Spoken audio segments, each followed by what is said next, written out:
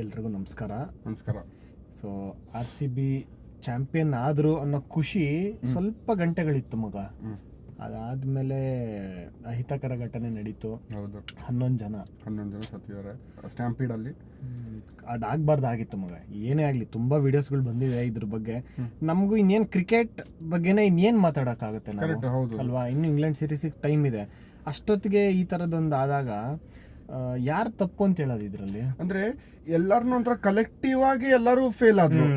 ಒಬ್ಬರನ್ನ ಬ್ಲೇಮ್ ಮಾಡಕ್ ಆಗಲ್ಲ. ಗವರ್ಮೆಂಟ್ ಆಗ್ಲಿ ಅಥವಾ ಮ್ಯಾನೇಜ್ಮೆಂಟ್ ಆಗ್ಲಿ ಯಾರನ್ನ ಒಬ್ರು ಜನಗಳು ಅಷ್ಟೇ ಎಲ್ಲಾರು ಸೇರಿ ಕಲೆಕ್ಟಿವ್ ಆಗಿ ಫೇಲ್ ಆದ್ರು. ಒಂದು ಟೀಮ್ ನ ಸಪೋರ್ಟ್ ಮಾಡೋ ಹುಚ್ಚಲ್ಲಿ ಸ್ವಲ್ಪ ಎಕ್ಸ್ಟ್ರೀಮ್ ಆಗೋಯ್ತು. ಹಿಂದಿನ ದಿನನೇ ಶುರು ಆಗಿತ್ತು. ನಾನು ಹಿಂದಿನ ವಿಡಿಯೋದಲ್ಲಿ ಅಪ್ಲೋಡ್ ಮಾಡಿದೀನಿ. ಅಂದ್ರೆ ಅದು ಓಕೆ, ಸಂಭ್ರಮಾಚರಣೆ ಅಂತ ಹೇಳ್ಬೋದು.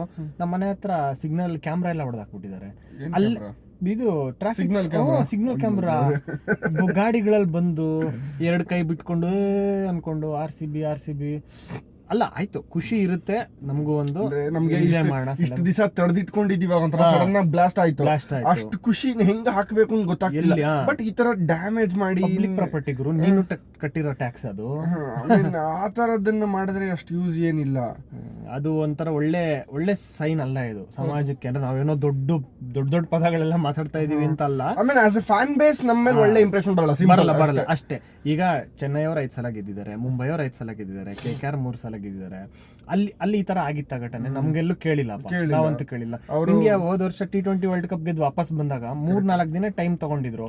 ಮುಂಬೈಯಲ್ಲಿ ಬೀಚ್ ಪಕ್ಕದಲ್ಲೇ ಒಂದು ಪರೇಡ್ ಆಯ್ತು. ಅಲ್ಲೂ ಏನು ನಮ್ಗೆ ಪ್ರಾಬ್ಲಮ್ ಅಂತ ಅನ್ಸ್ಲಿಲ್ಲ. ಆಮೇಲೆ ಇದೇನ್ ಫಸ್ಟ್ ಅಲ್ಲ ಬೆಂಗಳೂರಲ್ಲಿ ಇಷ್ಟು ಜನ ಸೇರಿರೋದು. ಏನಕ್ಕೆ ಹಿಂಗಾಗಿರ್ಬೋದು? ಇವಾಗ ಬೇರೆ ನೀನು ಇದು ಇಶ್ಯೂಗಳಿಗೂ ಕಂಪೇರ್ ಮಾಡಿದ್ರೆ ಬೇರೆ ಕಡೆಗೂ ಜನ ಸೇರ್ತಾರೆ, ಆಗತ್ತೆ, ಇವೆಂಟ್ ಗಳಾಗತ್ತೆ. ಇಲ್ಲೂ ಇವೆಂಟ್ ಆಗಿದೆ, ಜನ ಸೇರಿದ್ದಾರೆ ಅಷ್ಟೇ, ಆಲ್ಮೋಸ್ಟ್ ಅಷ್ಟೇ ಕ್ರೌಡ್ ಇತ್ತಪ್ಪ. ಬಟ್ ಏನಕ್ಕೆ ಎಲ್ಲಿ ಹೊಡೆಸ್ಕೊಂತು ಅಂತ ಏನ್ ಅನ್ಸುತ್ತೆ ನನಗೊಂದು 3-4 ಘಟನೆಗಳು ನೆನ್ಪು ಬರುತ್ತೆ ಗುರು. ಸುಮ್ನೆ ಹೇಳ್ತೀನಿ, ವಿಡಿಯೋ ದೊಡ್ಡದಾಗಿ ಅನ್ಸ್ಬೋದು. ಈಗ ಮಹಾಕುಂಭ ಮೇಳ ಆಯ್ತು 4-5 ತಿಂಗಳ ಹಿಂದೆ. 60 ಕೋಟಿ ಜನನ ಏನೋ ಸೇರಿದ್ರು ಒಂದು ಅಂದಾಜು.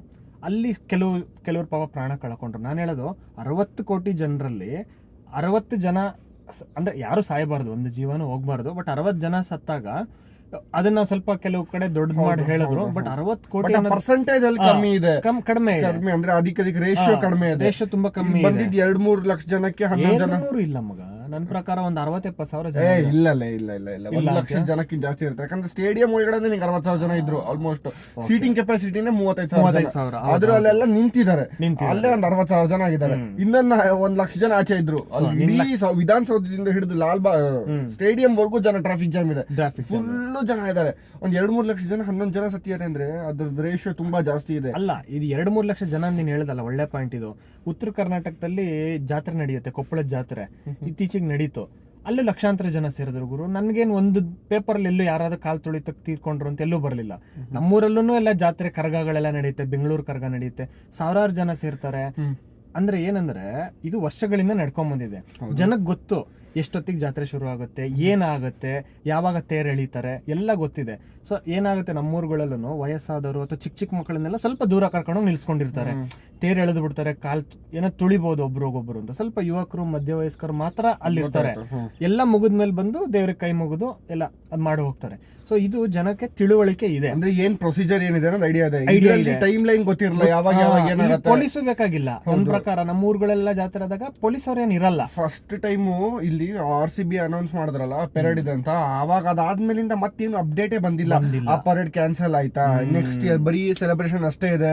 ಅದೇನಿದೆ ಅದನ್ನ ನಾವು ನ್ಯೂಸ್ ಚಾನೆಲ್ ಅಲ್ಲಿ ನೋಡಿದ್ವಿ. ಒಂದ್ ಕಡೆ ಬರೀ ವಿಕ್ಟ್ರಿ ಪರೇಡ್ ಕ್ಯಾನ್ಸಲ್ ಆಗಿದೆ ಕಂಜೆಷನ್ ಗೋಸ್ಕರ ಅಂತ. ಅದನ್ನ RCB ಅವ್ರು ಅಪ್ಡೇಟ್ ಮಾಡಿಲ್ಲ. ಜನ ವಿಕ್ಟ್ರಿ ಪರೇಡ್ ಇದೆ ಅನ್ಕೊಂಡು ಎಲ್ಲ ಬಂದಿದ್ದಾರೆ. ಎಲ್ಲಿದೆ ವಿಕ್ಟ್ರಿ ಪರೇಡ್ ಅಲ್ಲಿ? ಏನಿಲ್ಲ. ಅದನ್ನ ಅಪ್ಡೇಟ್ ಮಾಡ್ಬೇಕು ತಾನು ಪೇಜ್ ಅಲ್ಲಿ. ಕರೆಕ್ಟ್. ಅಟ್ಲೀಸ್ಟ್ ಜನಕ್ಕೆ ಗೊತ್ತಾಗ್ಬೇಕಲ್ವಾ. ಮೆಟ್ರೋಗಳಲ್ಲಂತೂ ತುಂಬ್ಕೊಂಡು ಹೋಗಿದ್ದಾರೆ. ನಮ್ಮ ಗೊತ್ತಿರೋರೇ ಪರಿಚಯದವರೇ ಒಬ್ರು ಹೋಗಿ ಅಲ್ಲಿ ಪೊಲೀಸ್ ಅವ್ರು ವಾಪಸ್ ಕಳ್ಸಿದಾರೆ ಅವ್ರನ್ನ. ಇಲ್ಲ ಆಗ್ಲೇ 1-2-3 ಜನ ಹೋಗ್ಬಿಟ್ಟಿದ್ದಾರೆ, ಹೋಗಕ್ ಹೋಗ್ಬಿಡಿ ಮುಂದೆ ಅಂತ. ಸೊ ನಿನ್ಗೆ ವಿವೇಕ ಅನ್ನೋದು ಎಲ್ಲರಿಗೂ ಇರುತ್ತಲ್ವಾ, ಏನ್ ಮಾಡ್ಬೇಕು ಏನ್ ಮಾಡ್ಬಾರ್ದು ಅಂತ. ನೀನ್ ಮುಂದೆ ಹೋಗಿದ್ರೆ ನೀನ್ ಅವಿವೇಕಿ. ನೀನ್ ವಾಪಸ್ ಬಂದ್ಬಿಟ್ಟೆ ಗೊತ್ತಾ. ಅಂದ್ರೆ ನೀನ್ ಖುಷಿ ನೋಡ್ಬೇಕು ಅಂತ ಹೋಗಿರ್ತೀಯ, ಅದೆಲ್ಲರಿಗೂ ಇದ್ದೇ ಇರುತ್ತೆ. ವಾಪಸ್ ಬಂದೇ ಗೊತ್ತಾ, ಅದು ನೀನು ವಿವೇಕ ತೋರಿಸುತ್ತೆ ಅಷ್ಟೇ. ಹೌದು.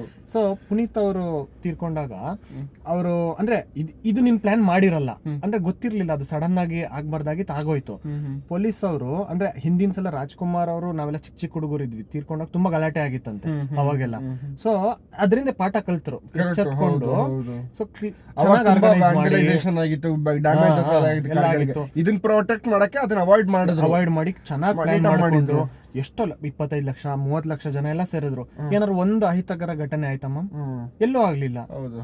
ಸೊ ಆಗುತ್ತೆ, ಜನಗಳು ಲಕ್ಷಾಂತರ.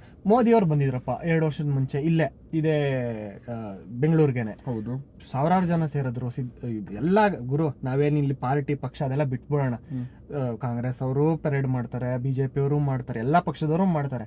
ಅಲ್ಲೂ ಸಾವಿರಾರು ಜನ, ಲಕ್ಷಾಂತರ ಜನ ಬಸ್ಸಲ್ಲೆಲ್ಲ ಬರ್ತಾರೆ, ಎಲ್ಲೆಲ್ಲಿಂದನೋ ಬರ್ತಾರೆ. ಅಂದ್ರೆ ನಾನು ಹೇಳ್ತಾ ಇರೋದು, ಪೊಲೀಸ್ ಅವ್ರಿಗೆ ನೀವು ಕರೆಕ್ಟ್ ಟೈಮು ಮತ್ತೆ ಅವ್ರಿಗೊಂದು ಇದು ಕೊಟ್ರೆ, ಫೋರ್ಸ್ ಕೊಟ್ರೆ ಕರೆಕ್ಟ್ ಆಗಿ ನೋಡ್ಕೊಂತಾರೆ, ಎಲ್ಲೂ ಆಗದೆ ಇರೋ ತರ ಅಂತ. ಕರೆಕ್ಟ್, ಅವ್ರಿಗೊಂದು ಇಂಟಿಮೇಷನ್ ಹೋಗ್ಬೇಕಿತ್ತು, ಇಂಥ ಟೈಮಲ್ಲಿ ಸ್ಟಾರ್ಟ್ ಆಗ್ತಿದೆ, ಇಷ್ಟು ಜನ ಬರ್ತಾರೆ. ಅಂದ್ರೆ ಪೊಲೀಸ್ ಅವರು ಒಂದು ಅಂದಾಜ್ ಇಟ್ಟಿರ್ತಾರೆ, ನೋಡುವಾಗ ಪೊಲೀಸ್ ಅವರು ತಪ್ಪಿದೆ, ಅವರು ಲಾಠಿ ಚಾರ್ಜ್ ಮಾಡಿದ್ದಾರೆ ಅಂತೆಲ್ಲ ಬರ್ತಿದ್ವಿ. ಯಾರೋ ಒಬ್ಬ ಪಾಪ ಇನ್ಸ್ಟಾಗ್ರಾಮ್ ಅಲ್ಲಿ ಯಾವ್ದೋ ರೀಲ್ ನೋಡಿದೆ, ಅವನು ಬೀದರಿಂದನೋ ಅಲ್ಲಿಂದನೋ ಟ್ರೈನ್ ಹಿಡ್ಕೊಂಡು ಬಂದಿಯಾನೆ, ಇಲ್ಲಿ ಬಂದ್ ಪೊಲೀಸರು ಕೈ ಲಾಠಿ ಎಟ್ಟಿಂದಿಯಾನೆ. ಇವಾಗ ಅದ್ ಯಾರ ತಪ್ಪು? ಅವನು ಇವಾಗ ಕಾಲ್ತು ಜನ ಎಲ್ಲ ಹಿಂದ್ಗಡೆಯಿಂದ ತಳ್ಳಿದ್ದಾರೆ, ನುಗ್ತಿಯಾರೆ ಗೇಟ್ ಒಳಗಡೆ, ಬಿಡದೆ ಇದ್ದಾಗ್ಲೂ ಜನ ನುಗ್ತಿಯಾರೆ ಅಂತ ಹೇಳ್ತಾರೆ. ಸೊ ಬಿಡದೆ ಇದ್ದಿದ್ಯಾಕೆ, ಜನ ನುಗ್ಗಿದ್ಯಾಕೆ, ಎಲ್ಲಾರ್ದು ಕಲೆಕ್ಟಿವ್ ಎಫರ್ಟ್ ಇದೆ. ಬಟ್ ಸತ್ತವ್ರಿಗೆ ಯಾರು ಇವಾಗ ಎಲ್ಲಿ ಹಿಟ್ಟಾಗತ್ತೆ ಗೊತ್ತಾ ನಿಂಗೆ? ಅವ್ರು ನಮ್ ತರನ ಫ್ಯಾನ್ಸ್. ಇವಾಗ ನಾವ್ RCB ಗೆದ್ದಿರೋ ಖುಷಿ ನಾವ್ ಎಂಜಾಯ್ ಮಾಡ್ತಿದ್ವಿ, ಅವ್ರು ಎಂಜಾಯ್ ಮಾಡಕ್ ಆಗ್ತಿಲ್ಲ. ಇವಾಗ ನನಗೆ ನಿನಗೇನೆ ಸಿಗದೆ ಇದ್ದಿದ್ರೆ ಎಂಜಾಯ್, ಗೆದ್ದಾದ್ಮೇಲೆ ಎಂಜಾಯ್ ಮಾಡಕ್ ಆಗಿಲ್ಲ ಅಂತಂದ್ರೆ ಅದ್ ಎಂತ ಸ್ಟೇಟ್ ಅಲ್ವಾ, ಇದು ಹಿಂಸೆ ಆಗತ್ತೆ. ನನ್ಗೇನ್ ಅನ್ಸುತ್ತೆ ಅಂತಂದ್ರೆ, ಏನಿಲ್ಲ ಗೆದ್ರಲ್ವಾ, ಮ್ಯಾಚ್ ಮುಗಿದು ಅವ್ರ ಸೆಲೆಬ್ರೇಷನ್ ಅವ್ರದ್ದು ಇರುತ್ತೆ, ಪಾರ್ಟಿ ಎಲ್ಲ ಮಾಡಿರ್ತಾರೆ. ನಾವೇ ರಾತ್ರಿ ಮಲಗ್ದಾಗ ಬೆಳಗಿನ ಜಾವ ಆಗಿತ್ತು, ಇನ್ನು ಅವ್ರು ಮಾಡಿರಲ್ವಾ? ಡೆಫಿನೆಟ್ಲಿ. ಸೊ ನಾನು ಹೇಳೋದು, ಅವತ್ತೇ ಕರ್ಸ್ಕೊಳ್ಳೋ ಅವಶ್ಯಕತೆ ಏನಿತ್ತು ಗುರು? ಹೌದು, ನೀವು ಹೋಟೆಲ್ ಅಲ್ಲಿ ಆರಾಮಾಗಿ ಅಹಮದಾಬಾದ್ ಒಂದಿನ ರೆಸ್ಟ್ ತಗೊಳ್ಳಿ, ಒಂದಿನ ನಾವು ಎಲ್ಲ ಅರೇಂಜ್ಮೆಂಟ್ ಮಾಡ್ಕೊಂಡು ಮಾರನೇ ದಿನ ಕರೆಸ್ತೀವಿ ಅಂತ ಹೇಳ್ಬೋದಾಗಿತ್ತು. ಯಾವುದೇ ವಿಕ್ಟ್ರಿ ಪರೇಡ್ ಮಾಡಿದ್ರು ಹಂಗೆ ನಡೆಯೋದು. 2-3 ದಿನ ಟೈಮ್ ತಗೋತಾರೆ. ಚಾಂಪಿಯನ್ಸ್ ಟ್ರೋಫಿ ಗೆದ್ದಾಗ, ವರ್ಲ್ಡ್ T20 ವರ್ಲ್ಡ್ ಕಪ್ ಗೆದ್ದಾಗ್ಲೂ ಅಷ್ಟೇ, 2022 ಗುಜರಾತ್ ಗೆದ್ದಾಗ್ಲೂ ಅಷ್ಟೇ, ಎಲ್ಲಾ ವಿಕ್ಟ್ರಿ ಪರೇಡ್ಗಳು 2 ದಿನ ಟೈಮ್ ತಗೊಂಡು 2-3 ದಿನ ಟೈಮ್ ತಗೊಂಡು. ಪ್ರಾಬಬ್ಲಿ ಏನಾಗಿರ್ಬೋದು ಗೊತ್ತೇನೋ, ಇವಾಗ ಎಲ್ಲಾ ಪ್ಲೇಯರ್ಸ್ ಗಳೆಲ್ಲ ಊರಿಗೆ ಹೋಗ್ಬಿಡ್ತಾರೆ ವಾಪಸ್ಸು, ಯಾರು ತಕ್ಷಣ ಬೇಕಾದವ್ರು ಸಿಗಲ್ಲ. ಇಲ್ಲಿ ಮೊದ್ಲೇ IPL ಎಕ್ಸ್ಟೆಂಡ್ ಆಗಿದೆ, ಇನ್ನ ಎಕ್ಸ್ಟೆಂಡ್ ಮಾಡ್ತೀವಿ ಅಂದ್ರೆ ಯಾರು ಇರ್ತಾರೋ, ಏನ್ ಕತೆ ಬಿಡೋ, ಇರ್ತಾರೋ ಇಲ್ವೋ, ಏನೋ ಬೇಕಾಗಿದೆ. ಜನರು ಇದಕ್ಕಿನ್ನ ಇನ್ನೇನ್ ಬೇಕು, ಸೇಫ್ಟಿಗಿನ್ನ ಇನ್ನೇನ್ ಬೇಕು. ಆಮೇಲೆ ಏನ್ ಗೊತ್ತಾ, 18 ವರ್ಷ ಆದ್ಮೇಲೆ ಗೆದ್ಬಿಟ್ಟಿದಾರಲ್ಲ, ನಾವು ಆ ಕ್ರೆಡಿಟ್ ತಗೊಂಡ್ಬಿಡ್ಬೇಕು. ಅದು ಬಿಸಿ ಸುದ್ದಿ ಅಲ್ವಾ, ನಾವು ತಗೊಂಡ್ಬಿಡ್ಬೇಕು, ಅದನ್ನ ಬಳಸ್ಕೊಂಡ್ಬಿಡ್ಬೇಕು. ನಾವು ಫೋಟೋ ಸನ್ಮಾನ ಮಾಡ್ಬಿಡ್ಬೇಕು ನಾವು. ಅಂದ್ರೆ ಇದು ಯಾವ ಸರ್ಕಾರ ಇದ್ದಿದ್ರು ಇದೆ ಅದ್ರಲ್ಲಿ ಏನಿಲ್ಲ, ಅದ್ರಲ್ಲೇನು ಕಾಂಗ್ರೆಸ್ BJP ಅನ್ನೋದೆಲ್ಲ ಏನಿಲ್ಲ.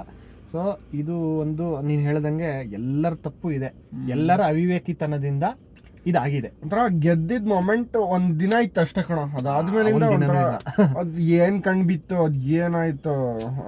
ಇವಾಗ ಯಾವಾಗ್ಲೇ RCB ಗೆದ್ದಿರೋ ಮಾತು ಬಂದ್ರೆ ಇದೊಂದು ಟಾಪಿಕ್ ಬಂದೇ ಬರುತ್ತೆ, ಇದೊಂದು ಟಾಪಿಕ್ ಟಚ್ ಆಗೇ ಆಗುತ್ತೆ. 11 ಜನದ್ ಏನು ಸತ್ತಿದ್ದು ಏನಾಗತ್ತೆ, ಅವ್ರದ್ದು ಏನು ತುಂಬಾ ಜನ ಗಾಯ ಆಗಿದೆ. ಓಕೆ, ಸೊ ಈ ತರದ ಘಟನೆ ಆಗ್ಬಾರ್ದಾಗಿತ್ತು. ಸೊ ನಾವು ಬರೀ ಕ್ರಿಕೆಟ್ ಏನಾಗಿದೆ ಅದ್ರ ಬಗ್ಗೆ ಮಾತಾಡೋದಕ್ಕಿಂತ ಇದ್ರ ಬಗ್ಗೆನೂ ನಾವು ಮಾತಾಡಬೇಕು ಅಂತ ಅನಿಸ್ತು. ಸೊ ಎಲ್ಲರೂ ಮಾತಾಡಿದ್ದಾರೆ ಇದ್ರ ಬಗ್ಗೆ. ಸೊ ನಿಮ್ಗೆ ಏನು ಅನಿಸುತ್ತೆ, ನೀವು ತಿಳಿಸಿ, ಎಲ್ಲಿ ತಪ್ಪಾಯಿತು ಅಂತ ಅನಿಸುತ್ತೆ ನಿಮಗೆ, ಏನು ಮಾಡ್ಬೋದಾಗಿತ್ತು? ಸೊ ಮುಂದಿನ ದಿನಗಳಲ್ಲಿ ಇದನ್ನು ಮರೆತು ಆದಷ್ಟು ಕ್ರಿಕೆಟ್ ಬಗ್ಗೆ ಮಾತಾಡೋಣ. ಸಿಗೋಣ.